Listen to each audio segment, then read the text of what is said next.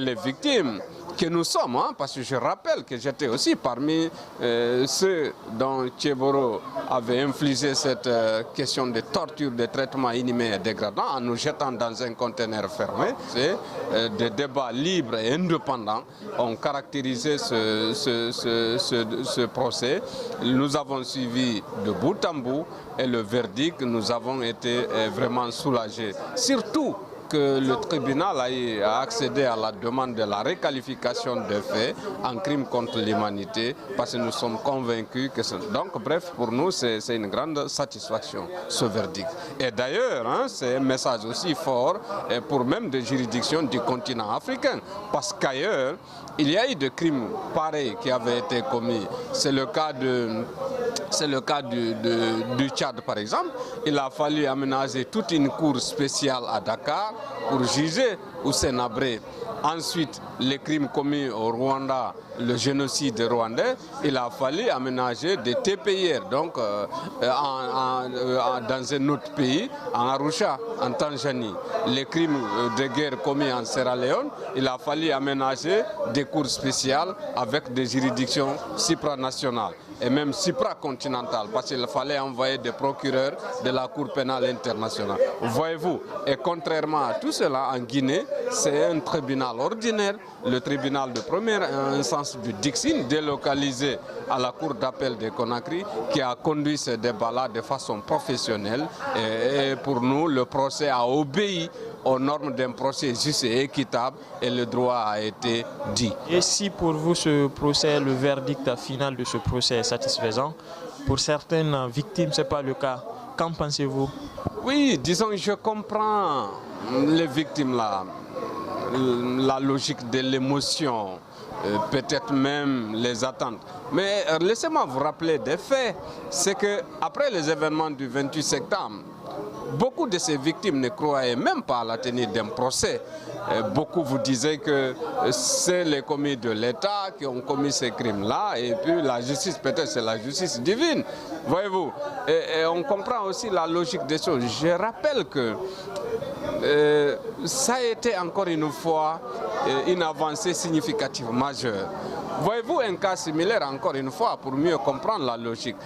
On n'a pas vu capitaine Dadis au stade, hein, parce que le tribunal avait été saisi pour des faits de meurtre et ainsi de suite. S'il n'y avait pas ce exploit de réqualification des faits, les cas similaires en Côte d'Ivoire, Gbagbo, l'ancien président Gbagbo et un de ses ministres, à l'occurrence Charles Blé Goudé, combien d'années à la Cour pénale internationale et après acquitté, alors qu'il y a eu plus de 3000 morts, hein, il y a eu plus de 3000 morts.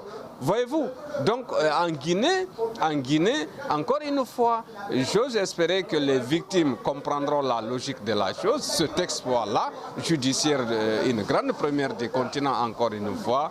Et voilà, et j'ose espérer que, encore une fois, l'État œuvrera afin que la réparation prononcée par le tribunal soit effective. Je pense que c'est un aspect important. Selon vous, sur quel fondement aujourd'hui cette juridiction s'est basée pour condamner ces accusés? Alors, le tribunal a suffisamment motivé ces décisions-là à travers le traité de Rome, hein, qui fonde la Cour pénale internationale. N'oubliez pas que depuis le lendemain des événements du 28 septembre, hein, non seulement il y a eu la mise en place d'une commission d'enquête internationale indépendante qui avait conclu qu'il y a eu des perpétrations de crimes contre l'humanité avec les 109 femmes, 157 si vous voulez morts, personnes tuées, 109 violées, une centaine de personnes portées disparues, même si le cas de portées disparues pourrait être entre guillemets le goût inachevé du projet, mais la Guinée étant un pays qui a ratifié le traité de Rome, donc le traité qui fonde la Cour pénale internationale, et sur le fondement de l'article 14, si j'ai bonne mémoire, qui agit en fonction de la complémentarité,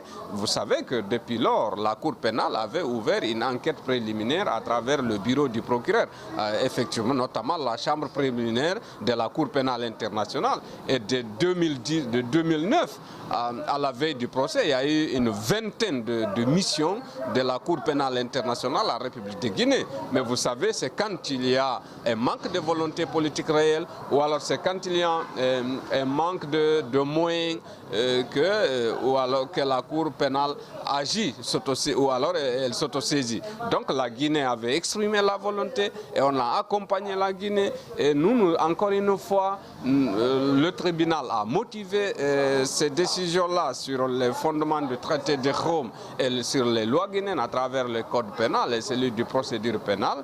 Et voilà, donc ceux qui ont été retenus dans les liens de culpabilité ont été reconnus de crimes contre l'humanité, et ceux dont le tribunal a estimé qu'il n'a pas eu des éléments suffisants pour les condamner, et ils ont été acquittés. Donc encore une fois, nous disons que le tribunal a été un tribunal impartial et les juges ont été vraiment professionnels.